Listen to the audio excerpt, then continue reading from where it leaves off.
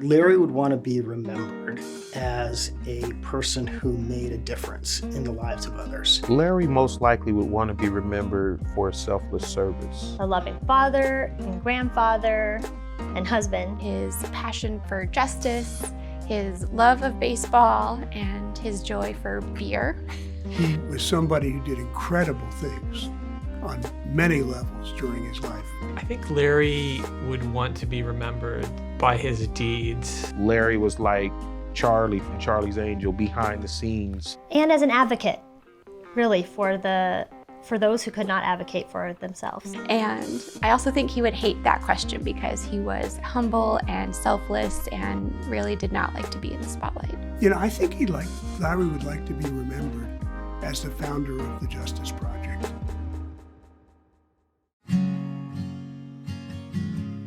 I think Larry had a very strong sense of justice, and that was a motivating factor in his practice and in his life. There was this unmet need of people who were either in prison wrongfully or as a result of a manifest injustice, and he sought to do something about it. Larry, I think, is really, if not the innovator, the prime innovator in fire science, one of the very first ones.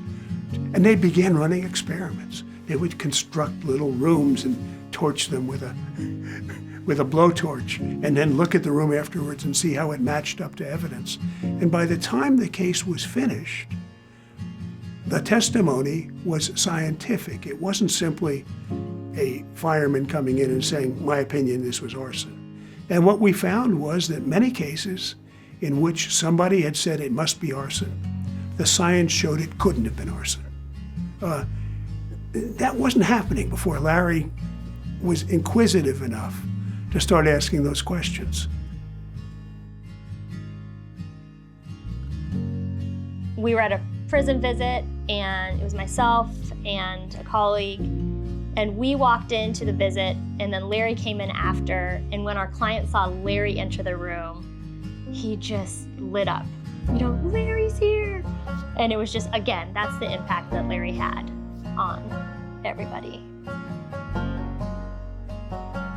Larry's fondest memories of his work with the Arizona Justice Project is probably a collective of memories of, clients being released. The moments when clients of the project were released from custody. I mean, there's nothing a lawyer experiences that can compare to that moment. I mean, where you have truly saved the life of another person who is, potentially been on death row at some point.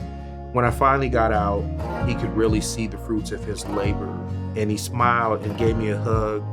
And then from there, it was like, I just started calling him Pops, hey Pops, To have them walk out of those prison doors, there's no feeling like that. And when Larry would talk about those moments, he would light up. I'm not really even sure of it yet, but I know that I miss him, and I miss time just to spend with him and talk to him about everything. Because it wasn't just like his love of the work, it was his love of people, and he really just enjoyed being around everyone. And he made you feel at home, and he made you feel like he cared about you when you were with him. So I think I miss that the most.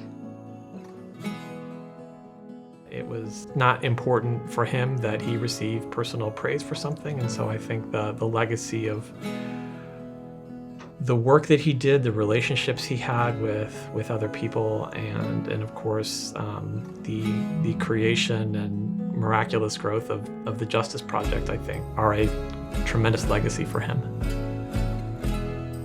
And that was Larry. He just had this way of, when he was there, you felt okay. Every experience you had as a lawyer was a better experience if Larry was there. Oh, Larry changed my life. We are a unit. We are a family. He always spurred people to work harder. The people of the project call him the chief. Because Larry loved people, and he loved a good party. Something people say, he was larger than life. Here's to you, Chief. Here's to you, Chief. Here's to you, Chief. You cheers to the chief. Here's to the chief. Here's to you, Larry. I use the great line from A League of Their Own. You know, when people tell me it's hard, I look them in the eyes and I tell them, hard, it's supposed to be hard. If it wasn't hard, everybody would be doing it. It's the hard that makes it great.